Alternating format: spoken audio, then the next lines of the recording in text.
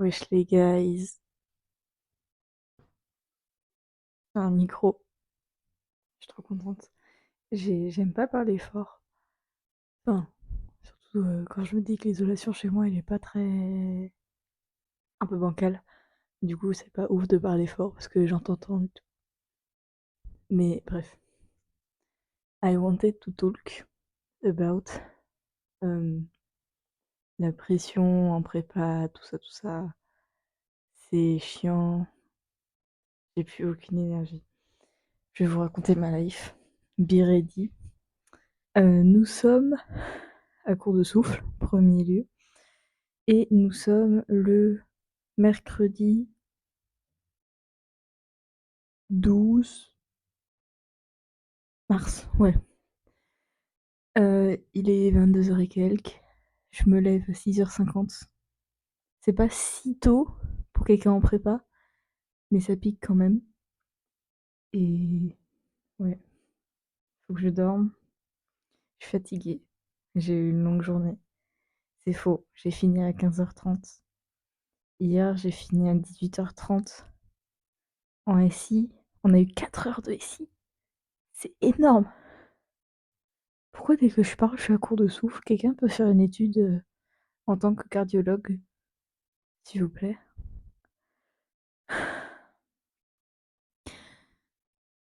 Hier, on a fait 4 heures de SI et en SI, on a fait que des démos. Et c'était très lourd parce que les formules en SI, elles sont simples. Je dis ça, j'ai pas la moyenne, hein. J'ai la moyenne nulle part. Mais les démos pour trouver la formule, c'est dur. Voilà. C'est très long. 4 heures de SI, c'est énorme dans une journée. Qu'est-ce qu'il y a d'autre? Il y a que j'ai un DS toutes les semaines. C'est très éprouvant à la fois, mais ça fait 6 mois que je suis en prépa et je trouve ça à force très gratifiant parce que j'ai quand même acquis, acquéri, acquis, obtenu un niveau qui commence à être pas du tout bon selon mes attentes et qui globalement, je vois une évolution. Je vois que je commence à maîtriser des trucs, je deviens forte un peu, des fois j'ai de la moyenne. Les notes, faut qu'on en parle, hein. Parce que toute ta vie, on dit de pas te définir à un nombre. Après, tu sors de 2 ans de Parcoursup où chaque note compte, où à chaque fois que tu as une évaluation, il faut que tu sois parfait. Et, euh, et en prépa, t'as plus Parcoursup parce que c'est littéralement l'opposé en fait. Tu dois faire 2 ans de préparation pour aller choper le meilleur score sur des examens qui se déroulent pendant un mois. Donc il faut que tu aies la meilleure performance pendant un temps extrêmement court. Et ouais, donc c'est tout à fait opposé. Du coup, la mentalité, elle change beaucoup. Et on n'est pas prêt à ça. On n'est pas préparé à l'affront mental de se dire que bah, pendant 2 ans, tu as 18 sur 20 parce que ton lycée, ils veulent t'envoyer dans des bonnes écoles, dans des bons trucs post-bac. Et t'arrives en prépa, et t'as 2. Et les autres, ils ont 19. Mais toi, t'as 2. Du coup, tu deviens jaloux des autres qui ont 19. Du coup, t'es chiant parce que t'es jaloux. Et ouais.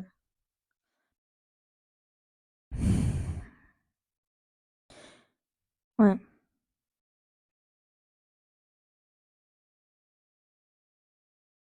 J'essaye de reprendre mon souffle. C'est pour ça qu'il y a un moment gênant. J'ai pas envie de faire le montage. J'ai pas le temps de faire des cuts, etc. Je me lève à 6h50.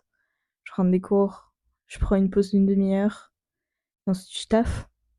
Mais j'ai aucune motivation ces temps-ci parce que je croule sous le travail. Et le pire, je fais vraiment le pire truc, c'est je stresse parce que je me dis, genre, j'ai pas une perf qui est assez bonne. Il faut que je sois plus performante, il faut pas que je fasse d'erreurs, etc. Et c'est le pire truc à se dire. Parce que vraiment, dès que je fais une erreur, je suis stressée de fou. Et ça me fout vraiment dans un mauvais mood. Et c'est... Ouais. C'est chiant. Ça met beaucoup de pression, ça. Faut accepter que pendant 2 ans, tu merdique, qu'au concours, tu pas la moyenne parce que personne n'a la moyenne au concours. Alors c'est que c'est pas un concours très musclé comme dit ma prof de physique et ouais, et il faut être prêt à l'affront qu'on se prend tous les jours parce que très régulièrement tu te prends des tôles, en fait. Mais le pire truc, c'est le stress que tu as pendant le DS. Parce que tu as le stress avant le DS, parce que tu dois te préparer, tu dois être fort, parce que sinon tu as raté ta vie, of course. Et tu as le stress pendant le DS, parce que tu arrives sur le moment fatidique où tu rates ta vie. Et c'est pas cool.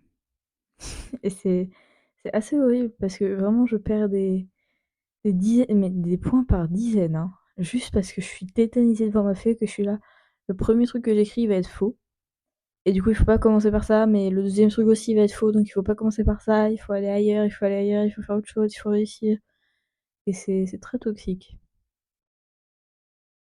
Mm.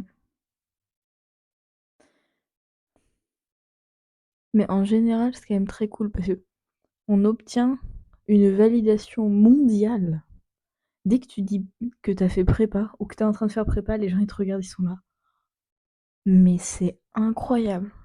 Alors que vraiment, il y avait que des puceaux dans ta classe et des boutonneux, et puis vous faites avec quoi. Enfin, je sais pas, c'est dur. C'est dur au jour le jour parce que tu te prends des tôles et qu'il faut avoir beaucoup de discipline. Mais ouais. Mais il y a des fois où j'ai quand même beaucoup confiance en moi et je raconte de la merde. Je raconte vraiment de la merde. Mais avec énormément de confiance, hein. Et des fois où je peux être sûre de moi et en fait j'ai bon et j'arrive pas du tout à doser ça. Mais voilà. Mais la pression, généralement quand t'es en prépa, ce qui est le plus dur, c'est que la pression, elle vient de toi-même. J'ai aucun prof qui me pressurise, qui me, qui me hante la nuit. Enfin, y a personne qui va venir me voir et me dire vas-y, c'est une merde. Personne fait ça. Mais j'arrive pas à me dire que c'est ok. Et me détendre et que ça va le faire. Parce qu'au bout d'un moment, ça va le faire. Et si ça le fait pas aujourd'hui, je vais travailler et ça le fera demain. Mais c'est toujours complexe. S'il faut se mettre à travailler, mais en étant vraiment productif, parce que tu as très peu de temps, mais il faut que tu arrives à faire beaucoup de choses en très peu de temps et surtout à assimiler. Là, je devais apprendre une page de poly sur Arxine et Arcos. Et ça me fait très beaucoup rire parce que j'ai tourné la page et j'ai vu la fonction SH et CH. Et ça m'a fait faire la remarque qu'en fait, les fonctions sont plus des fonctions clés. Il y a même plus de nombres dans les maths. Ça, c'est drôle quand même. Il y avait tellement plus de nombres, on était chercher l'alphabet. Et après, il y avait tellement plus de lettres dans l'alphabet, on était chercher l'alphabet grec.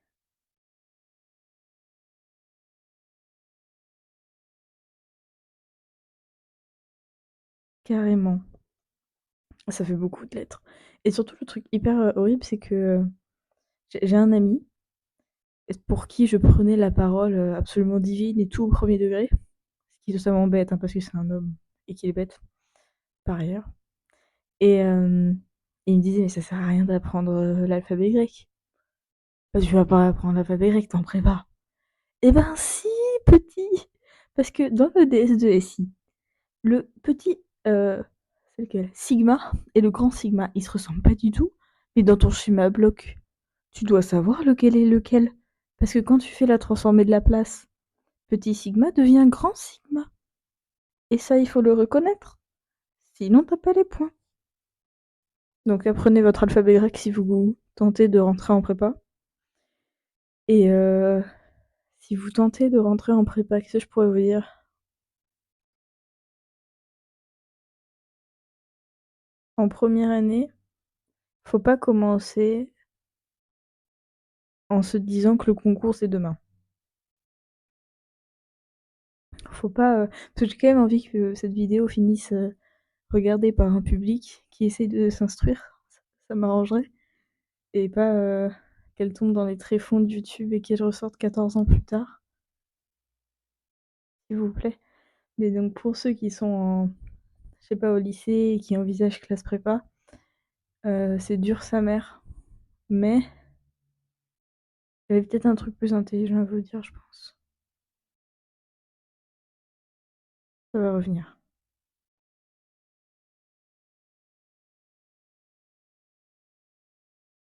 Oui, que la prépa, c'est un marathon et que le marathon, normalement, si tu veux faire une vraie course, tu commences pas à 200 à l'heure. Parce qu'au bout de 20 minutes, t'es épuisé et puis t'arrives dernier très vite. Donc tu commences un peu doucement, milieu t'accélères, puis à la fin tu sprints. C'est des trucs que tout le monde m'a dit, donc je vous le répète. Mais c'est très vrai parce que il y en avait beaucoup dans ma classe qui, enfin moi y compris, hein, mais moi c'était encore plus rapide. Dès 2 semaines, j'étais au fond du gouffre. On me récupérait à l'épuisette de temps en temps, mais sinon, il y en a beaucoup qui dès Noël, la première vacances de Noël de la première année, ils étaient totalement flingués. Alors que quand tu es en début de sup, tu peux te permettre d'avoir des vraies vacances où tu prends une semaine et demie et en fin de vacances, tu bosses vraiment. Et au fur et à mesure, tu vas voir que le travail va s'accumuler, que tu vas savoir quoi faire de tes vacances, que ça va se remplir tout seul. Il faut pas se dire faut que je devienne le premier tout de suite. En fait, le classement dans ta classe, on s'en bat les couilles. Le seul risque, c'est que tu passes pas en étoile. Et j'ai très franchement abandonné l'idée de passer en étoile. Mais c'est pas grave parce que je passe l'année prochaine. Et il y a des gars en étoile, ils ont moins bien que toi en n'étant pas en étoile. If that makes sense. Donc le truc, c'est d'en avoir rien à foutre et d'apprendre son cours. Moi, on m'a très bien convaincu. Une prof de physique qui s'acharnait sur le fait qu'on devait apprendre son cours. Et, au-delà du fait que c'est vrai, quand tu regardes les annales de concours, tu dois avoir la moitié des points qui sont sur des questions courtes. Et c'est pas énorme la moitié des points, hein. Surtout quand t'es en terminale et que tu te dis il faut avoir 18 sur 20 pour arriver premier. Mais en vrai, mes points, la moyenne, c'est 5 sur 20. Du coup, t'as la moyenne, tu rentres. Bon, après, j'exagère, hein. C'est l'exemple qu'on m'a donné en exagérant, donc j'exagère aussi, mais ouais. Mais sinon, au niveau journalier, c'est un rythme à tenir. Le second semestre, ils m'ont rajouté beaucoup d'heures. J'aime pas. J'aime pas le fait qu'on me rajoute autant d'heures. Ah, il y a un truc génial aussi, c'est le TIPE. On y passe 2 heures par semaine, ce qui est un drame absolu en mon sens. Parce que j'adore ce truc, mais tu prends un objet n'importe lequel, un système, un principe fondamental, tout ce que tu veux, et tu l'étudies, genre de A à Z. Après, tu essaies de rajouter quelque chose, euh, une amélioration, ou dire pourquoi ça marche pas, pourquoi faudrait pas que ça marche, ou je sais pas quoi là. Je m'exprime bien, hein. Tu rajoutes un peu ce que tu veux à la fin. Mais le tout, c'est de faire une application en temps réel de tout ce que tu apprends au fur et à mesure. Et ça, c'est magnifique. Moi, j'adore. Moi, honnêtement, je m'en bats les couilles d'additionner des équations. Moi, je veux faire ça. Genre, voici un système physique, voici comment ça marche, voici comment on l'a conçu, voici comment on peut l'utiliser, comment on peut l'améliorer. Ça, c'est trop bien. Alors que franchement, apprendre par cœur les lois de Kepler ou apprendre par cœur les lois de l'air, je vois pas trop l'utilité. Enfin, ok, si on était. C'est ça qui m'énerve, c'est que si on était en MPSI, les maths, ça devrait être notre truc. Mais là, on est en PCSI et on apprend des maths où je vois pas l'utilité. Enfin, à part si tu vas vraiment chercher un sujet de TIPE qui est profond, profond, mais sinon, on n'a pas tant. Enfin, on utilise quelques. Enfin, si, on utilise évidemment toutes les propriétés des maths, mais je sais pas, ça. J'aime pas les maths. J'aime pas étudier les maths pour les maths. Moi, je veux étudier les maths pour autre chose. Ça me fait chier d'avoir une matière maths où j'en ai vraiment 10 heures par semaine, donc c'est le plus conséquent. Mais ça m'embête quand même, parce que j'aurais bien aimé avoir un truc plus appliqué, pour que ce soit moins abstrait. Parce que sinon, moi, je vois pas les maths, perso. J'ai pas dans ma tête des équations qui se baladent et ça fait. Il y a du sens là-dedans. Que nenni. Y a pas de sens. Des gens, ils sont venus, ils ont inventé ça et après on les a applaudis.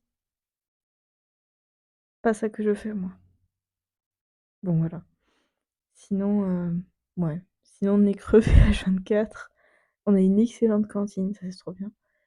Et ouais, faut rester stable mentalement, faut prendre soin de son corps. Bon Dieu qu'il faut prendre soin de son corps. Moi, je sais que le stress, ça me fait contracter mes muscles et ça me fait créer des nœuds. J'ai mal partout. Enfin, pas partout, mais j'ai surtout mal au dos. Et il faut prendre des temps pour s'étirer, pardon, des temps pour faire du sport ou quoi que ce soit. Mais il faut prendre soin de son corps. Parce que en plus, c'est ce qui va réglementer consommation de lipides, etc. Et ça va réglementer votre cerveau. Donc si vous êtes une flasque, si vous êtes du slime, ça marchera pas. C'est ça que j'essaie de vous dire. Voilà. Sinon, stressé, à court de souffle, avec un mauvais cardio, alors que je me tape 4 étages tous les matins. Et voilà.